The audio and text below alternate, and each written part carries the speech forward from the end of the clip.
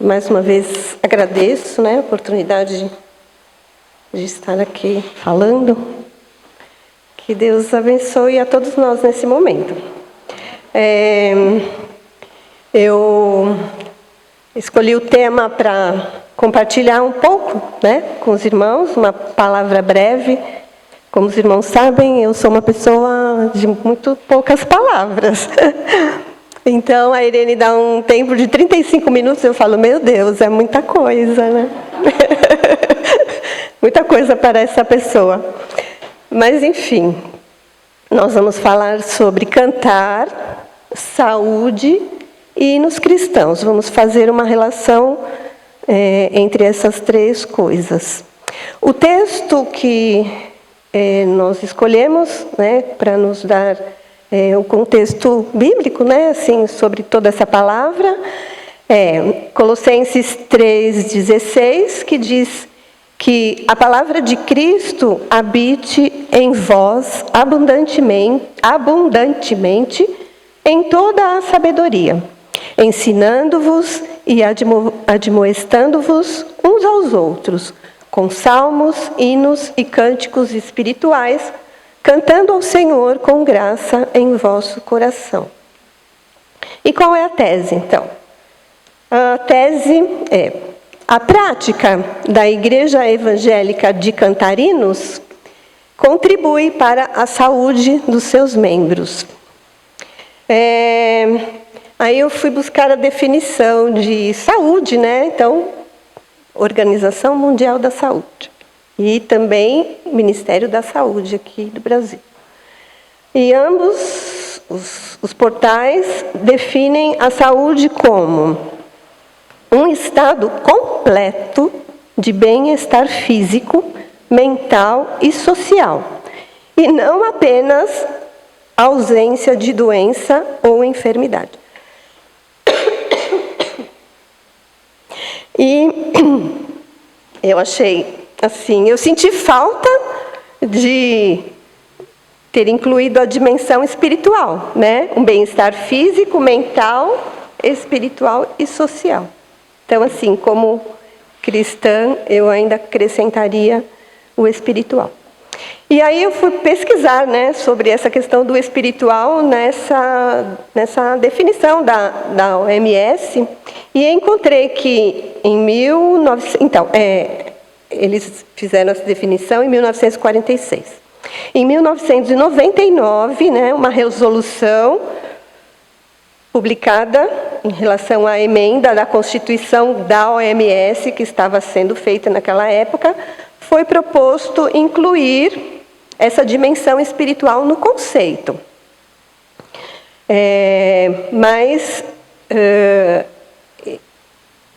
Essa definição... Obrigada. Essa definição que foi feita em 1946, ela continua lá nos portais sem nenhuma alteração. Então, assim, de acordo com a OMS, para nós sermos saudáveis, é fundamental cuidados físicos, para mantermos os nossos sistemas e órgãos funcionando adequadamente, cuidados com a mente e tudo o que a forma, os pensamentos, sentimentos e comportamentos, de forma que esteja tudo equilibrado e ajustado. Cuidados com os relacionamentos. Então, nós temos que ter bom convívio, nos relacionando bem com as pessoas.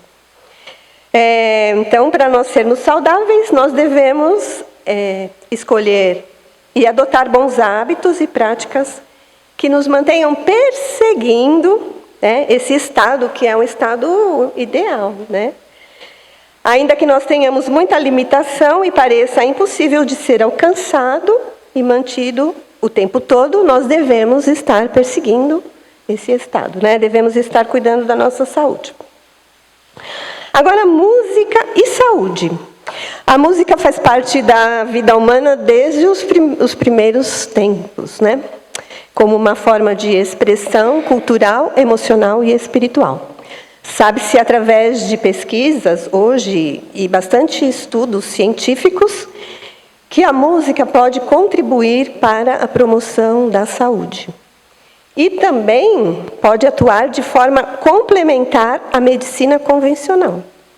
Então, desde 2006, o Ministério da Saúde incluiu as práticas integrativas e complementares, que eles adotaram uma sigla que é PICS, no Sistema Único de Saúde. Então, essas práticas foram incluídas, né, no Sistema Único de Saúde e também foram implementados esses tratamentos na rede de saúde pública do Brasil. Esses PICs, né, são 29 especialidades e a musicoterapia é uma delas. E são gratuitas e podem ser incorporadas ao tratamento convencional da medicina de acordo com a indicação de um médico, né? Muito bem, então a música ela contribui para a nossa saúde. A prática de cantar e seus benefícios. Cantar é uma atividade que utiliza a voz humana para produzir a música. Então, para um cantor, o instrumento é o próprio corpo. A voz é resultado do trabalho de um conjunto de sistemas, né? Então, sistema nervoso, respiratório, digestivo, músculos, ligamentos e ossos que atuam harmoniosamente para se obter um resultado vocal eficiente. A voz está relacionada com a necessidade humana de se agrupar e de se comunicar. Cantando, o homem se comunica e interage, pois compartilha suas visões, seus sentimentos e também é uma experiência estética que se compartilha. Cantar é uma atividade que ativa o nosso corpo e a nossa mente. E isso, como foi já dito, trazendo benefícios à nossa saúde. Então, para a nossa saúde física, quais são os benefícios? Então, há uma melhora na função respiratória, porque quando nós cantamos é necessário haver um controle da respiração pelo uso de uma maior quantidade de ar que é necessária para a produção da voz. Isso pode fortalecer os músculos respiratórios e melhorar a capacidade pulmonar. Então, nós beneficiamos o nosso pulmão. Fortalece os músculos da garganta. A prática regular do canto ajuda a fortalecer as pregas vocais ou as cordas vocais, popularmente, né, chamadas, que são pequenos músculos, semelhante a um elástico. Então, eles esticam e encurtam, né, as cordas vocais. E esse encurtamento e estiramento faz a mudança de tom, né, da nossa voz, cantar mais agudo, cantar mais grave. O fortalecimento das pregas vocais melhora a resistência e a qualidade da nossa voz. E é obtido com exercícios de respiração e vocalização. Melhora a postura. Então, cantar envolve também a manutenção de uma boa postura, né? Já que o corpo é o instrumento, ele tem que estar numa boa postura. Isso ajuda na nossa coluna vertebral, né? E melhora também a nossa postura em geral, né? Nós temos a tendência de ficar um pouco, né, assim, e para você cantar exige uma ativação, né? E essa ativação também é necessário com uma boa postura. Melhora a circulação sanguínea. O ato de cantar promove uma maior oxigenação do sangue pela maior quantidade de ar que é necessário e, por consequência, melhora a circulação, né, e o sistema cardiovascular. Então, também é bem trabalhado com o canto. E reduz a tensão muscular. Então, o instrumento, além de estar numa boa postura, ele também deve estar relaxado o suficiente, né, para uma tensão muscular adequada, né? Não podemos também relaxar, mas é necessário uma certa tensão, mas também não excessiva. Então, o canto ajuda nesse sentido, principalmente na área do pescoço e dos ombros. E os benefícios para a saúde mental e emocional. Reduz o estresse e a ansiedade. Cantar estimula o cérebro a liberar endorfinas e outros hormônios do bem-estar. Como o exercício físico, né, o cantar também ajuda nesse sentido. E isso ajuda a reduzir o estresse e a ansiedade. Aumenta a autoestima e a autoconfiança, porque cantar e se desenvolver e desenvolver essa habilidade, ela pode aumentar a nossa autoestima, né? Nós passamos a ouvir a nossa voz e ver que a nossa voz é bela, né? E a gente fica com a autoestima bem legal. E também a confiança pessoal. Ajuda a expressar emoções. Sim, o canto é uma forma poderosa de externar emoções e permite que as pessoas expressem essas emoções de uma maneira saudável, né? Nós não vamos sair batendo em ninguém, xingando ninguém, né? Vamos cantar, que ajuda a gente a externar as nossas emoções. Melhora o humor. Cantar pode elevar o humor e proporcionar uma sensação de alegria e satisfação. Tudo por essa questão da liberação do cérebro, né, dos hormônios do bem-estar. E estimula também a cognição. Então, aprender letras de músicas e melodias estimula o cérebro e pode melhorar a memória, a percepção, a linguagem e outras funções cognitivas. Muito bem. Agora, os hinos. Por que cantar é tão importante para os cristãos, né? Ao longo dos séculos, a música vem desempenhando um papel importante no contexto da igreja. Cantar é uma prática cristã universal. Cantar era importante na adoração a Deus no Antigo Testamento. Na Bíblia, nós encontramos em Gênesis, capítulo 4, versos 21, a primeira menção à música. Jubal, ele é referido como o pai de todos os que tocam harpa e flauta. Então, é o instrumento de corda percutido, né? E sopro. Ele foi a primeira pessoa a dominar a arte de fazer música dessa maneira, da harpa e da flauta. Jubal, assim, não se sabe com certeza, mas parece ter sido o inventor desses instrumentos musicais.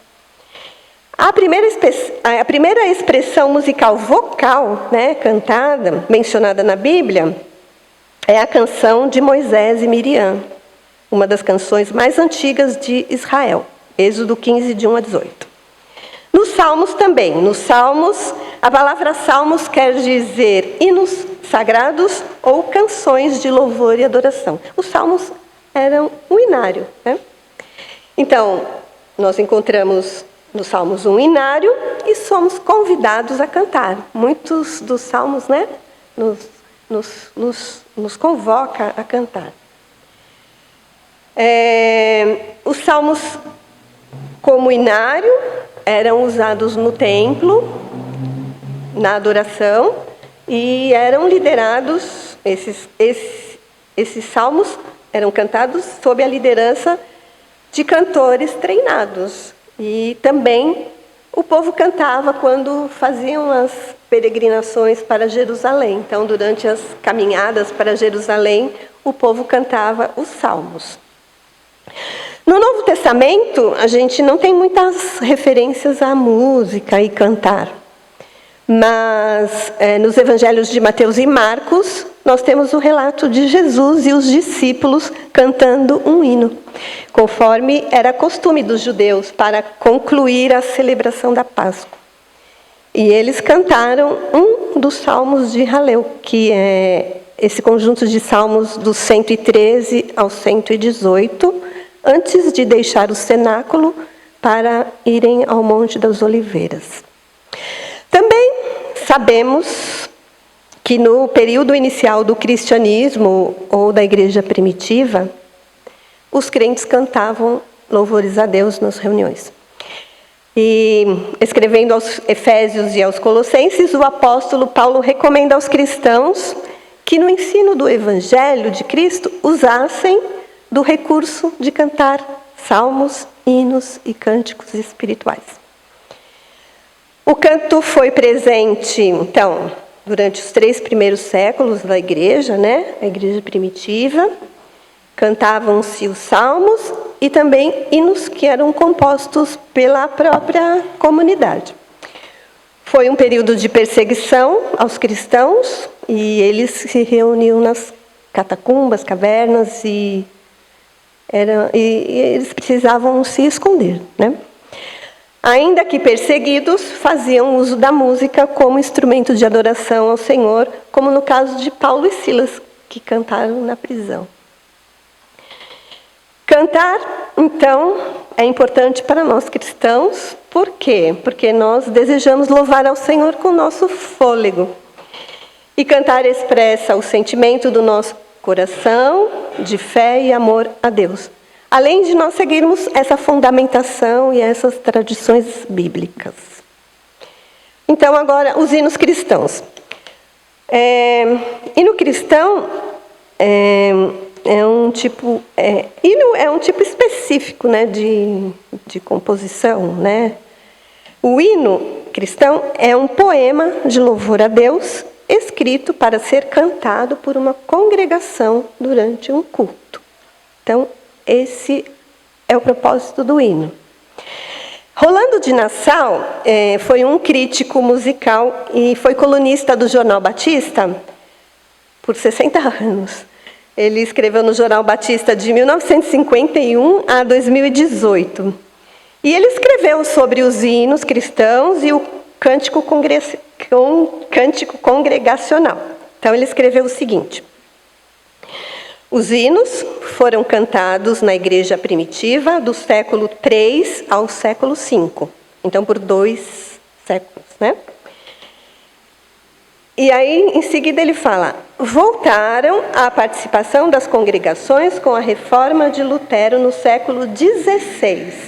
Então, há um buraco aqui, né? Do século III ao V, os hinos foram cantados na igreja. Depois, eles voltaram à participação da congregação só na reforma de Lutero, lá no século XVI.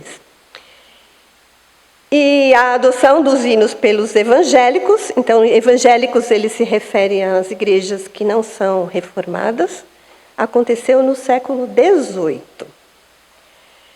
Então, assim, esse período que fica em branco é o período referente à Idade Média.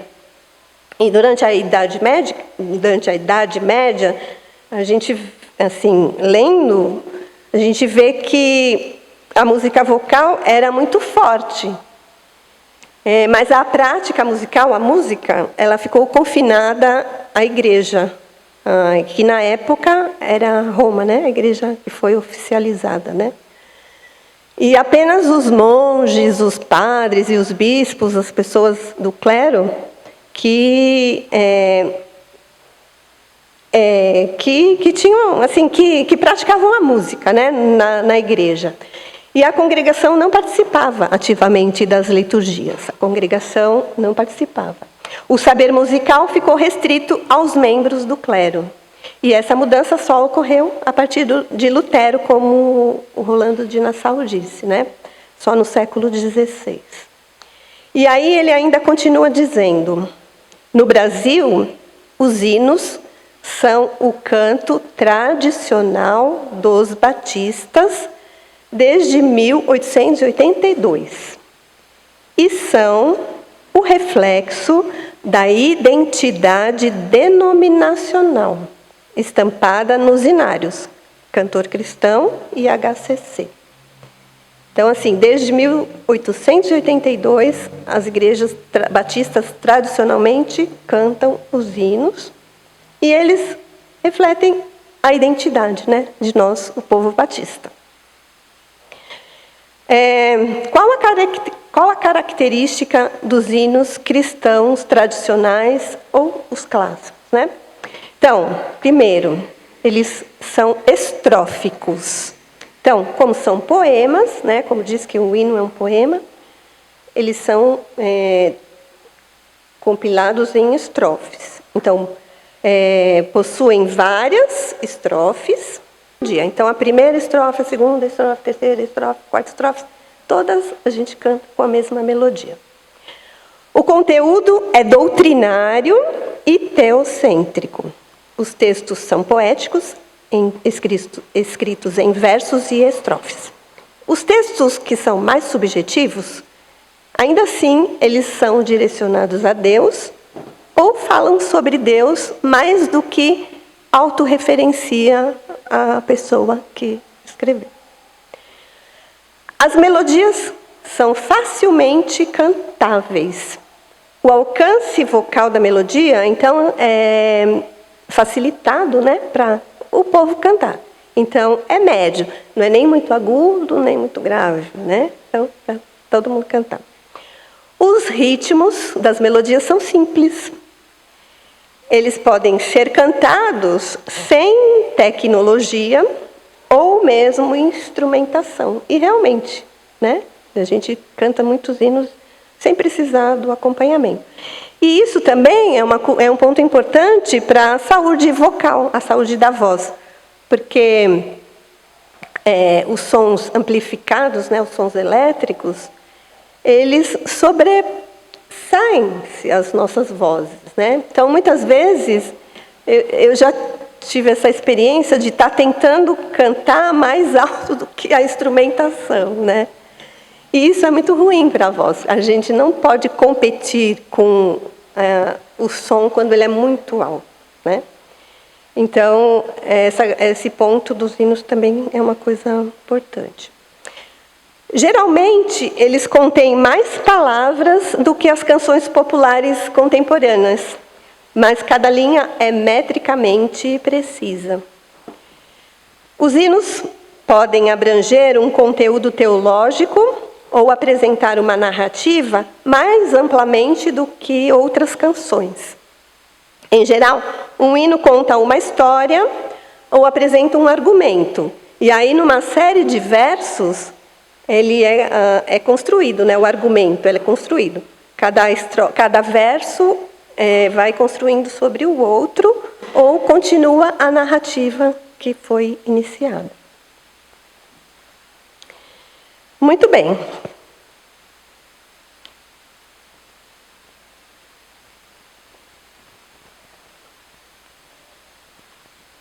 Ai, gente, peraí. Tá certo.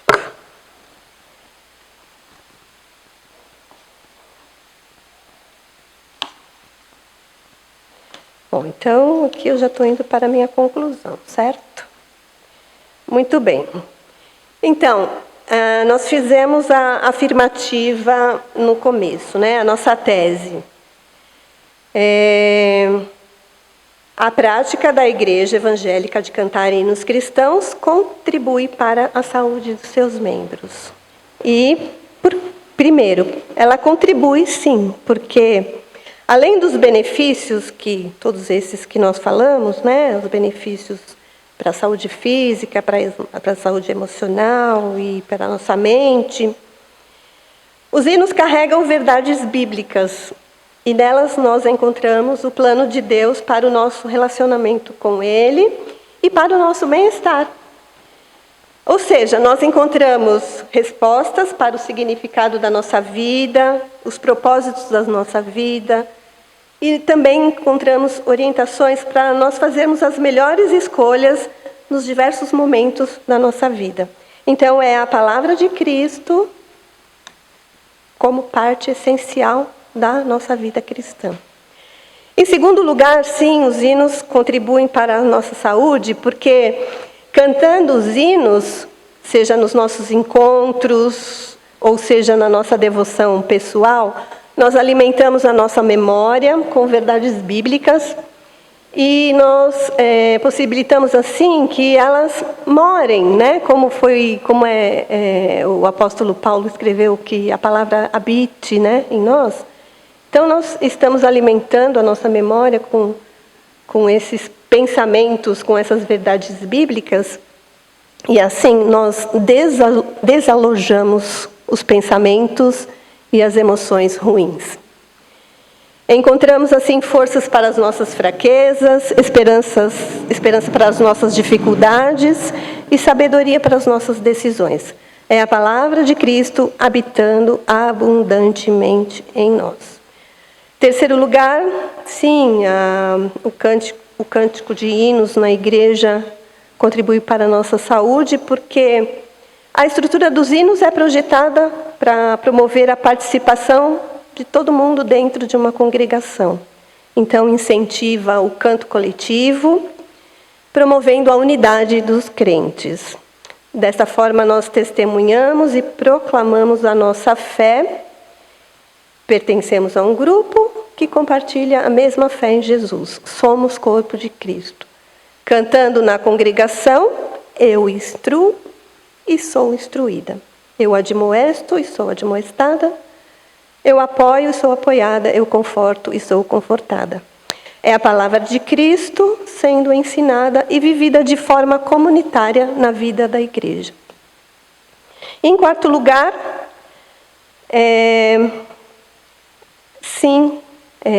o cantar hinos contribui para a nossa saúde, porque cantar dá vigor ao corpo e à mente, e cantar hinos dá vigor ao espírito. Muito bem, então era o compartilhamento que eu queria trazer para os irmãos. E no começo eu fiquei pensando, quando a Irene me pediu assim para falar, eu fiquei pensando, o que eu vou falar, tal. E aí uma coisa que me faz bem, eu acho que contribui para a minha saúde, né? É quando a gente canta o hino Deus cuidará de ti, no final do culto, assim, de mão dadas, né? As nossas vozes sem instrumentação. Então, a contribuição de cada voz, aquele momento de união, é bem confortante. Então, esse momento foi o que me inspirou a falar sobre esse assunto. E não só nesse momento, aqui às quintas-feiras, mas também eu fui muito beneficiada por participar da igreja desde a minha infância. E desde que eu me entendo assim por pessoa, a música e o cantar estiveram presentes na minha vida pela influência da igreja, né? Isso me ajudou bastante no desenvolvimento das minhas habilidades, me ajudou a adquirir autoconfiança e também a expressar minhas emoções. Então, eu posso dizer com segurança que as fases da minha vida que eu mais cantei, né, nas quais eu mais cantei, que eu mais tive contato com as atividades musicais, essas fases, elas passaram de maneira muito leve. Foi muito bom. Então, terminando, né, fica para a nossa reflexão. Você se lembra de algum momento em sua vida que experimentou algum benefício por cantar? E se a música ela tem a capacidade, né, de mexer com o nosso cérebro e com os nossos estados emocionais e trazer bem-estar, é possível que crentes estejam confundindo essas reações com manifestações espirituais? A identidade de uma igreja pode ser reconhecida pelo que ela canta?